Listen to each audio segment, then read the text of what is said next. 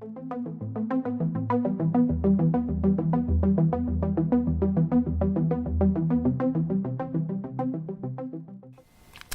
and culture is a term that we use with a capital C, and I'll give you a metaphor first to describe what I mean. There are particular teas in India which are known to be harvested only in the evening, because if you break the tea leaf off during the heat of the day, it actually invites an injury to the plant, and it actually can in some cases kill the plant. So for thousands of years, people have known that you only harvest this particular type of tea in the evening because it gives the plant time to heal. And if you harvest it in the evening and the tea can heal, then the tea is productive and the people are productive and they have tea to use. Now, a lot of people would say, well, that's commodity. You're talking about tea. You're talking about the organic thing. Custom and culture is not the tea. It's the knowledge about what has emerged over a period of time where people build a reverence for the commodity or the context in which that commodity occurs. They build reverence for it, and now they know that there are just certain things that you only do at a certain time of day. If you and I went into an industrial tea processing facility and we say, well, listen, we can harvest it all in the evening, or we can just go in and harvest all of it.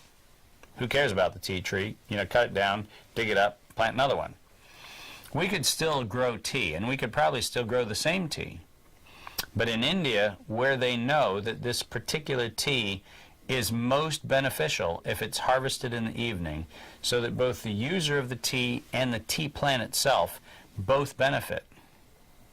In that environment, custom has actually built around a knowledge that actually is created over the millennia around this particular type of tea. Custom and culture also means something else. What that also means is that custom, and by custom I'm now talking about the capital C version of custom, the proper noun form of custom, where there are certain rituals, there are certain sequences in which communities organize in a day or throughout a particular ceremony, where there is the expression of something which is ancient in many instances, where it's maybe very difficult to even know where the germ of the idea came from, but where ultimately through a series of herited stories and myths and legends and so forth, there comes to be a knowledge that says, this is just how we organize.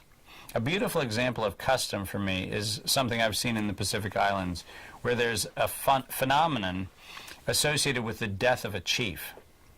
And when a chief of a village dies, the people who fish actually give the reef a 1-year period of mourning. It's so fascinating.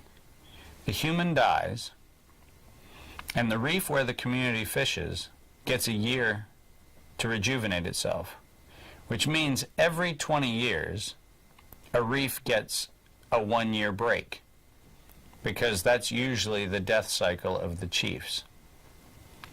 Now, is that knowledge? Is that commodity? Is it resource? What is that?